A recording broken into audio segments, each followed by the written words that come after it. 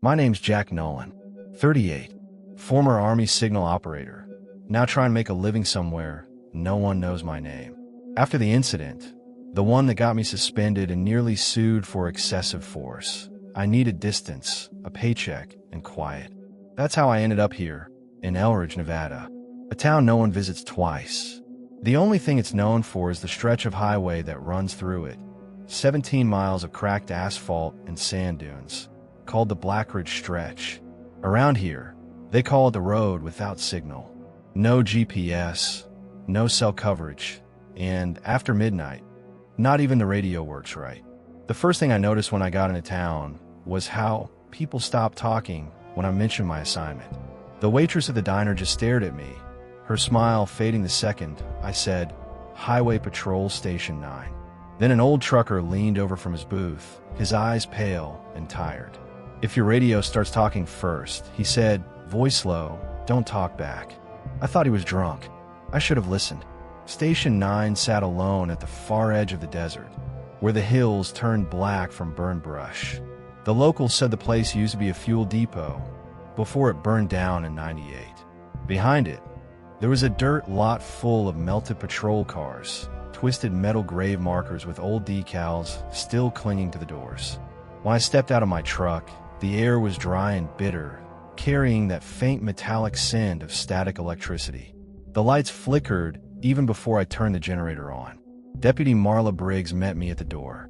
She was mid-40s, built like someone who'd seen too much, a scar slicing across her jaw. She spoke little, moved slow. Her badge was scratched and worn, the numbers half faded. She didn't give me a tour or a smile, just handed me a key ring and a thick envelope, sealed with red tape. Across the front was a single line, typed in old courier font. "Operational rules, Blackridge night shift." Her voice was quiet, but steady, the kind that made you stop breathing to hear it. "This place doesn't forgive curiosity, Nolan," she said. "The ones who broke the rules stayed." I laughed just a little. She didn't. And for the first time that night, I felt the cold. Not the kind that comes from the desert, the kind that feels like you're being listened to. The envelope smelled like something old, burnt paper, stale ink, and dust that hadn't moved in years. Inside was a single sheet of yellowed paper, creased in the middle, the text punched by an old typewriter.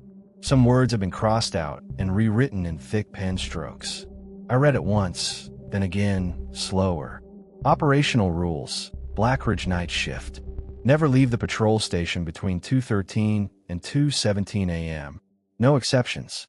If a patrol car marked Unit 19 calls in, do not respond." That unit was destroyed in 1989. The desert siren isn't real. If you hear it, shut all radios and wait 5 minutes. If you see headlights that never get closer, turn off all exterior lights. They're not from this world. Should a voice call your name twice from outside, lock every door, and don't check who it is. Never stare into the east mirror after 3 a.m. It doesn't show you. Asterisk at dawn, if someone knocks from the basement, knock once back, never twice. I stared at it for a long moment, the letters swimming in the dim yellow light of the dispatch desk. The paper was smudged with fingerprints, darkened at the edges like it had been through a fire. There was something, what about one corner, faintly stained like someone had handled it with bloody hands. "Is this for real?" I asked, trying to sound casual. Marla didn't look up from the cabinet she was locking. "Follow them," she said, "and you'll live to see daylight." Her tone didn't leave room for jokes, but I laughed anyway. "Come on," I said. "Is this some kind of hazing thing? You know, scare the new guy." She turned to me then, slowly, and the scar along her jaw caught the fluorescent light. Her eyes didn't blink when she said, "You'll see." Then she walked out. That was the last I saw of her that night. I sat there for a while, spinning in the old chair, letting the static hum of the dispatch console fill the silence. The clock on the wall ticked too loud. The desert wind outside moaned through the broken vents, sounding almost like a voice. Almost. The station itself was a patchwork of decades. Half the lights were newer LEDs. The rest flickered fluorescent tubes. The east wall had a large, round mirror bolted above a row of lockers, the kind you'd find in an interrogation room, not a patrol post. When I looked into it, my reflection seemed slower, like it lagged half a second behind my movements. The rule about 3 a.m. came back to me then. I almost laughed again. Almost. At midnight, I checked the duty log. The last entry was from Deputy R. Moss, 1996. No other signatures after that. I thought it must be a clerical error, until I saw the ink hadn't faded. It looked freshly written. Around 1:45 a.m., the radio crackled with faint static. Nothing unusual. Then a voice whispered through the speaker, soft, clipped, buried under white noise. "Dispatch, this is Unit 19, requesting route clearance." I froze. For a moment, I thought I'd misheard. Then it came again. "Unit 19 to dispatch. Do you copy?" The line was perfectly clear now. Calm and professional. The kind of voice you trust. I reached for the mic before I realized what I was doing. Then I looked down at the paper lying beside me. Rule 2. Do not respond. That unit was destroyed in 1989. I let go of the mic. My hand was shaking. The voice came one last time, quieter now, almost disappointed. "Copy that, dispatch. We'll handle it ourselves." And then the channel went dead. Outside, far across the desert, 2 faint headlights blinked on and stayed perfectly still. That's when I stopped laughing. The first night passed quietly enough. The desert outside was silent, the kind of silence that presses against your ears until you start hearing things that aren't really there. I logged a few traffic reports, watched the highway cameras cycle through their dead loops, and made coffee that tasted like scorched dust. By 3 a.m., my eyelids were heavy. I remember looking at the clock, thinking I'd made it through without anything strange happening. Then the static began. At first, it was faint, just a hiss of interference on channel 3. I adjusted the frequency, tapped the side of the receiver, but the noise grew louder until it wasn't static anymore. It was breathing, slow, deliberate, like someone standing too close to the mic. "Incoming weather front," I muttered, but the sound didn't match. The breaths were perfectly timed. In, out, deep and human. I leaned closer to the radio. "Dispatch to all units. Identify." No response. Then, without warning, the floodlights outside the station flicked on. They were motion triggered. I knew that because Marla had warned me the sensors were hypersensitive to heat. But when I looked through the window, there was no one there. The desert lay still under the stars. Only, there were footprints. Wet. Fresh. They started right at the edge of the porch and trailed off toward the lot behind the station. The one full of charred patrol cars from the old fire. By the time I stepped outside, the prints had already begun to dry, turning the sand darker like spilled oil. I didn't sleep that morning. The second night, I told myself it was just nerves. The desert does strange things to your head when you're alone. Heat, distance, exhaustion. It all blends into hallucination. But around 2:40 a.m., I heard something new. The rising wail of an ambulance siren. It came from far out on the highway, the sound climbing and falling, the way sirens do when they're racing toward you. But no one drives this stretch anymore. Blackridge has been closed to civilians for years. Too many disappearances, too many unresolved cases. The siren got louder. I grabbed the binoculars and scanned the road. Nothing. No lights. No reflection of metal. Just the endless dark line of asphalt vanishing into the desert. Then the siren's tone changed. It dipped, warped, like a recording slowing down. And beneath that drawn-out sound came a noise I'll never forget. Laughter. A woman's laughter, faint but unmistakable, layered over the dying siren, echoing as if from miles away. The hair on my arms stood on end. I turned off every radio, every light, sat in the dark until dawn bled pale over the mountains. When Marla came in at 6, she saw my face and didn't ask questions. She just poured herself a coffee, sipped once, and said, "You heard her, didn't you?" I didn't answer. The third night started the same. I told myself I was fine. The rules were there to keep people calm. That's all. Some local superstition mixed with stress management. By 1:30 a.m., I was almost convinced. Then, while flipping through the external camera feeds, I noticed something wrong on the east monitor, the one facing the long stretch of desert. Two headlights hung in the distance, perfectly aligned, perfectly still. They didn't blink, didn't fade, didn't move closer, just hovered there like a mirage frozen in time. I zoomed in, the image pixelated, distorted, but the lights remained fixed. I felt that crawling sensation on the back of my neck, the one that tells you you're not alone. My hand went for the mic before I even realized. Unit 19, do you copy? The instant the words left my mouth, I froze. Rule number 2. My throat went dry. I almost reached to switch off the radio, but before I could, static filled the room. Then came a voice. It was low, cracked like someone who'd been whispering through sand. Copy. Marla. The room went cold. The voice didn't sound mechanical. It sounded alive. I looked at the clock. 2:14 a.m. Exactly within the forbidden window. Who is this? I whispered, more to myself than the radio. The voice replied, It's cold out here. Where did everyone go? The radio light flickered, once, twice, and then the entire console shut off. Outside, those twin headlights began to move, but not forward. They drifted sideways, gliding silently across the horizon like eyes following me. That's when I remembered what Marla had said my first night. If your radio starts talking first, don't talk back. I hadn't followed that rule, and for the first time, I started to believe that maybe, just maybe, none of this was superstition. Because when the radio finally came alive again at 3:33, a second voice joined the first one. It wasn't calling for Marla. It was calling my name. By the fourth night, sleep was impossible. Every sound felt amplified. The hum of the generator, the ticking clock, the occasional crackle of desert wind against the windows. I couldn't shake the voice from the radio, that rasp that knew Marla's name, that whispered like a memory I never owned. So when the distress signal came through at 2:11 a.m., I didn't even hesitate. The voice was broken, distant, tangled and static. Officer, down, mile marker 12, need assistance. Then silence. I stared at the frequency dial. The timestamp blinked, 2:13 a.m. Rule 1.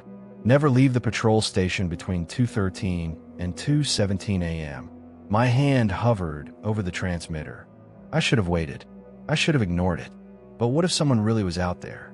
I told myself the rules were just stories, scare tactics to keep rookies alert during night shifts. I'd served overseas. I wasn't afraid of the dark. I grabbed the keys and the shotgun from the rack, stepped into the chill. The night felt heavier than usual, a suffocating quiet that pressed down on my chest. The moment I turned the ignition, my headlights caught the patrol station in the mirror.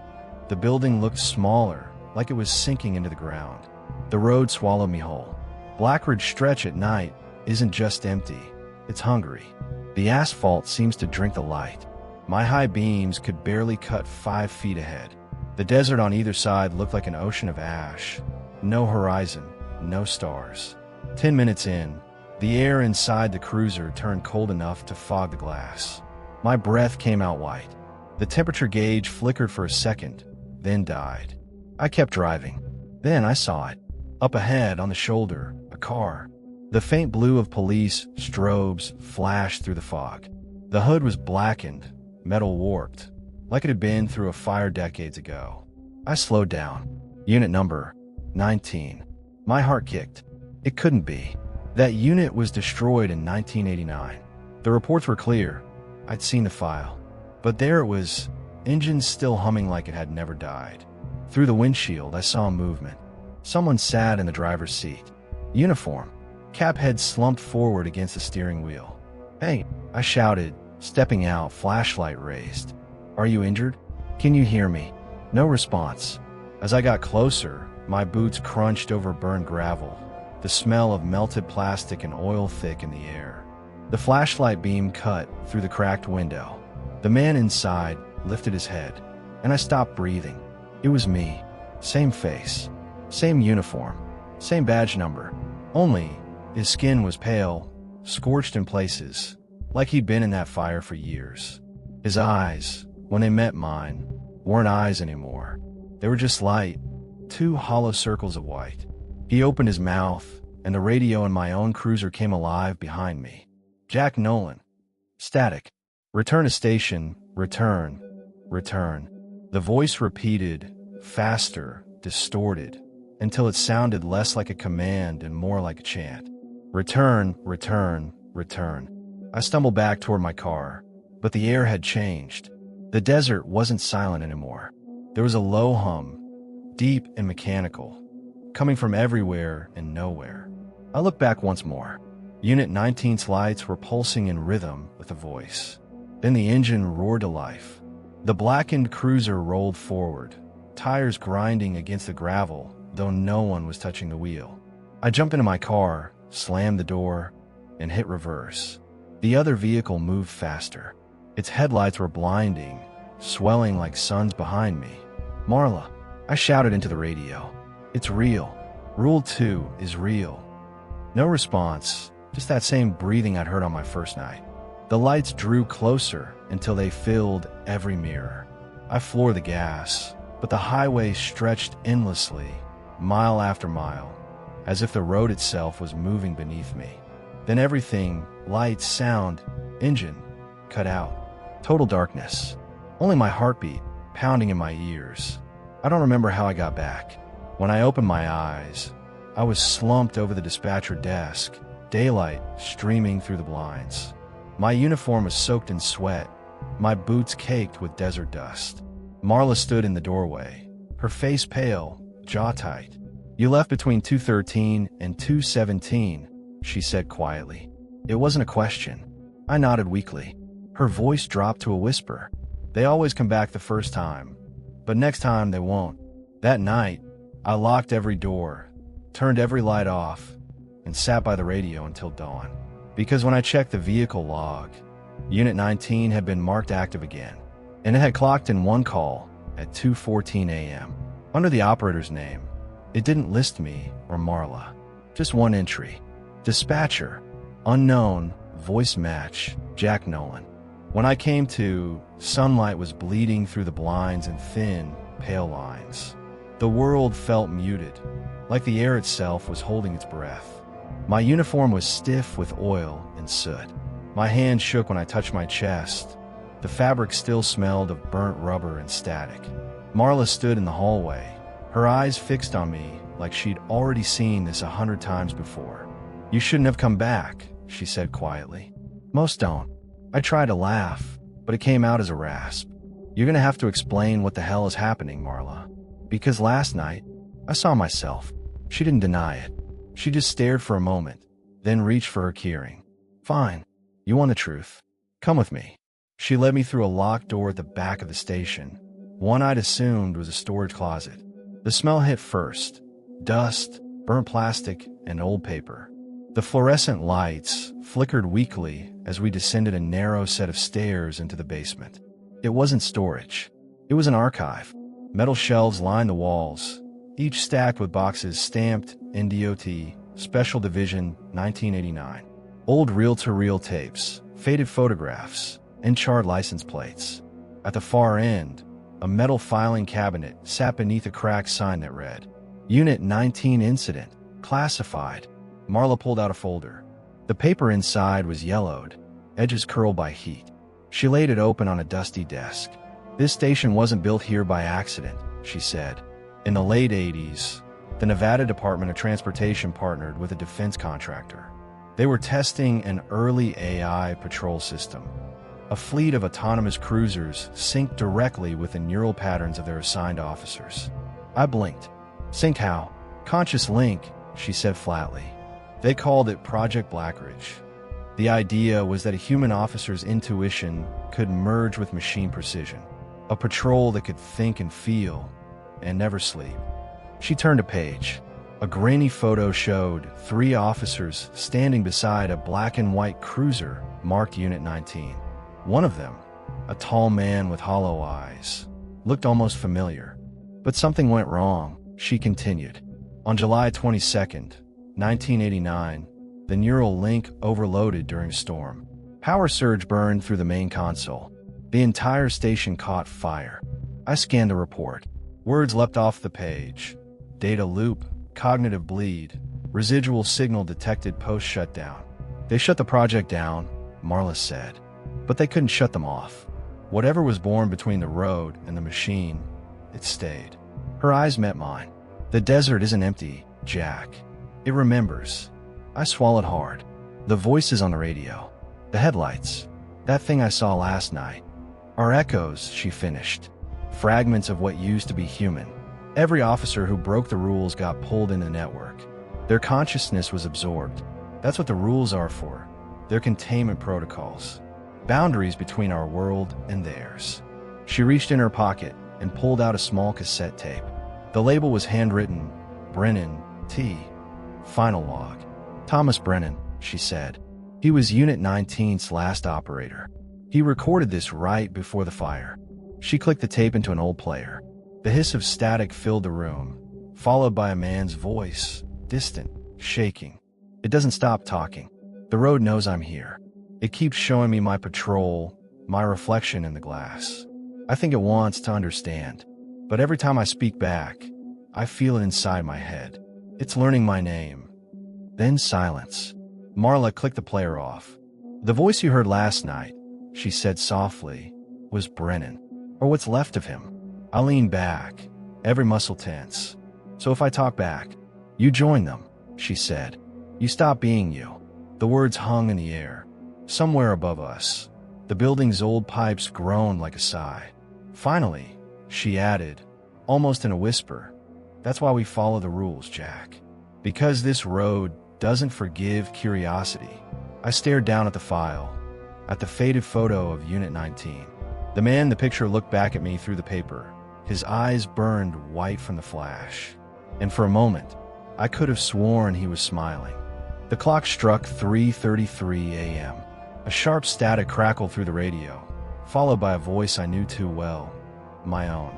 Marla, please, I'm still out here, it pleaded. I froze. My heart hammered against my ribs. Marla's eyes widened in horror, and she grabbed the radio, shaking it. That's not you, Jack. Don't answer it. But the knock came at the door, 3 slow, deliberate raps. Each one echoed through the empty station like a drum of doom. I felt my stomach drop. It knows my name, I whispered, my voice trembling.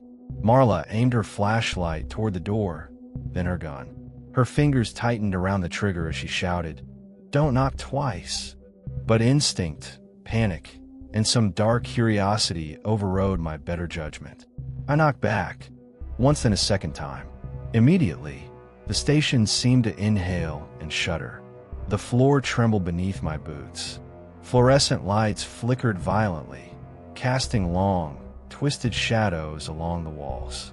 Then the plaster cracked, splintering across the corner near the hallway. A faint glow spilled through the fissures. From the crack emerged something unnatural, a long, black arm, metallic and smoky, clawed, reaching toward me. It twisted in impossible angles, as if bending physics itself, and I realized with sheer terror that it wasn't just reaching, it was pulling. I tried to yank back, but the force was overwhelming. My body lifted, the floor giving way beneath my feet, and I felt myself sliding, weightless, toward the shadowed appendage. My scream caught in my throat, swallowed by the static of the radio, which now pulsed louder. Marla lunged forward, trying to grab me, but the hand was faster, stronger. It dragged me into the narrow slit in the wall. My fingers scraped the edge, leaving streaks of blood and dust. My vision blurred as the world warped around me. And then, above the chaos, the radio erupted with my own voice, distorted, looping endlessly. Highway 41 needs new patrol. Highway 41 needs new patrol. The last thing I saw before the darkness swallowed me completely was Marla's horrified face, framed by the flickering lights, reaching out in vain. The crack in the wall sealed as if it had never existed, leaving only silence, and the radio, still humming with my repeated words, a grim echo of my fate. The station was quiet again, but the road beyond Blackridge Stretch remained awake and waiting.